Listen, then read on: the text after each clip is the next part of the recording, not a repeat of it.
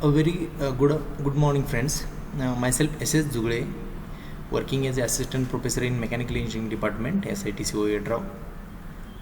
In the last lecture, we understand what are the different types of look at this. What are the different types of mechanical comparators?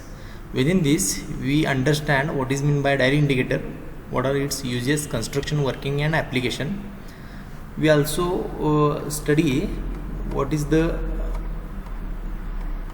Johansson microgator and its application. Today we have to understand the remaining two types of comparators, that is reed type mechanical comparator and sigma comparator. So what is the reed type mechanical comparator?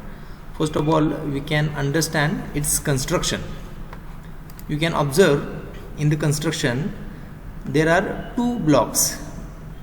One is block A and another is block B. What we call as A is a fixed block and B is a floating block, and the plunger is directly connected to this particular floating block B. This is the plunger displacement. This particular comparator is called as a reed type mechanical comparator because we can use here reeds to magnify the amplification. So or to understand the comparator, we can use the reeds. That's why its name called as a reed type mechanical comparator. The plunger is attached to the fixed block B, in which the reeds C and D are connected together with the help of this particular linkages. At the end of this particular linkages, there is a pointer which moves on a fixed scale. So a fixed block is rigidly fastened to gauge head, this particular called as a gauge head, and gauge head case and floating block, particularly B, which carries a measuring spindle. This particularly block B carries a measuring spindle. Look at this measuring spindle. Vertical reeds D is attached. Look at this. These are the two vertical reeds. This particular mechanism is explained over here. The vertical reeds D attached to each block with upper ends. Look at this, with upper ends joined together. Beyond these joints extend this particular pointer. So any linear motion of spindle, this is particular vertical upward and downward motion, any vertical motion of the spindle moves a fixed block, moves a free block B vertically. Any vertical movement of the plunger results in vertical movement of the particular fixed block vertically, which causes a vertical reeds on the floating block to slide past and vertical reeds on the fixed block. It will slide, and due to this particular slide, since the vertical reeds are joined at the upper ends, these are two are joined at the upper end by this particular block, so this particular gives a rotational motion. Since the vertical reeds are joined at the upper end, instead of slipping movement causes both reeds to swing through an arc. Look at this. Another look at this. When the plunger moves, effect on this particular vertical reed, it pushes toward the upward direction, at the end of which the plunger is pointer is attached, which swings through an arc.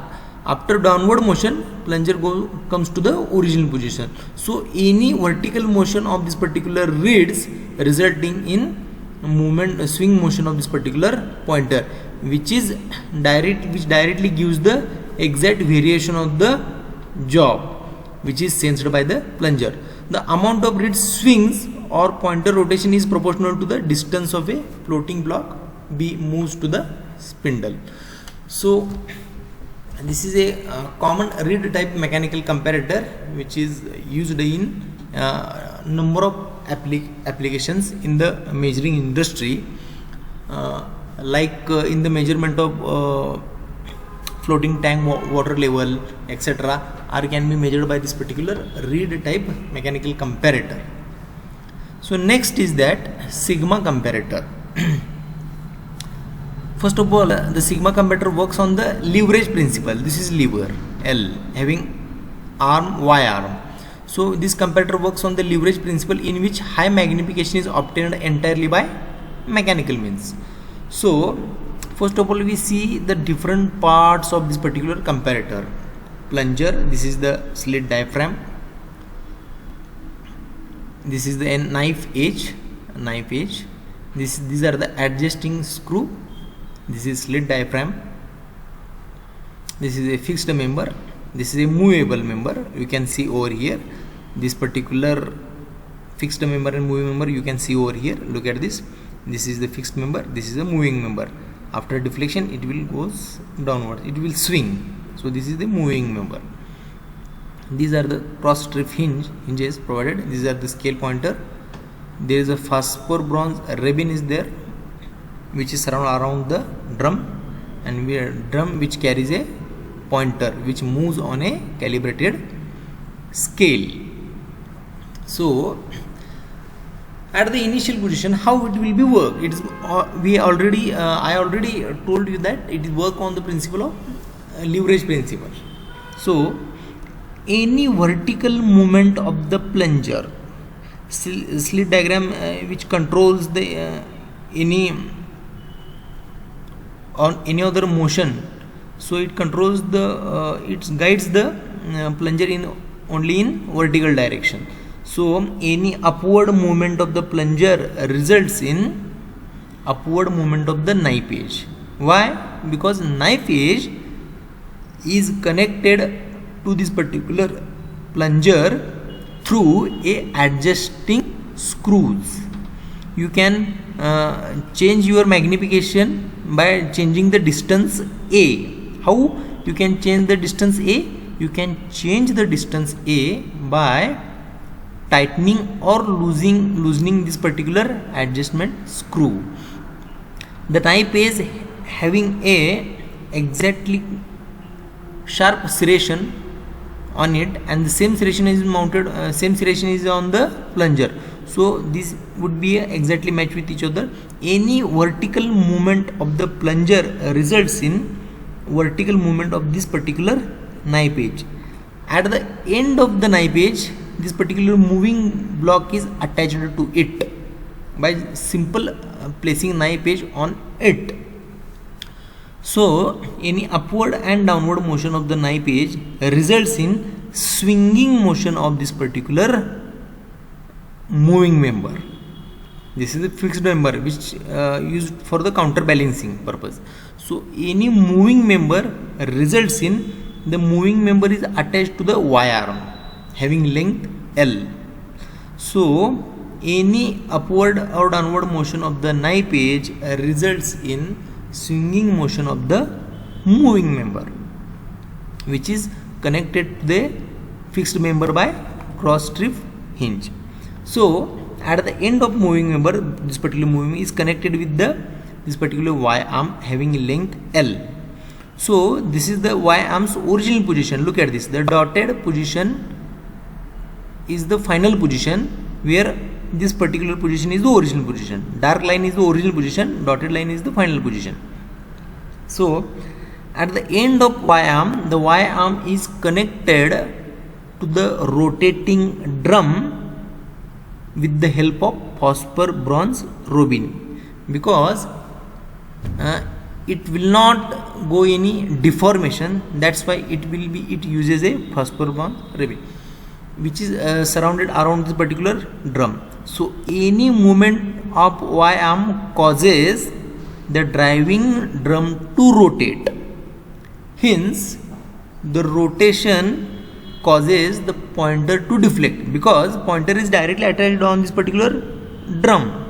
So any movement of this particular Y arm results in rotary movement of this particular pointer. Hence any variations on the job which is directly sensed by this particular plunger by moving upward and downward direction, which directly results in movement of this particular rotating driving drum, and hence the pointer.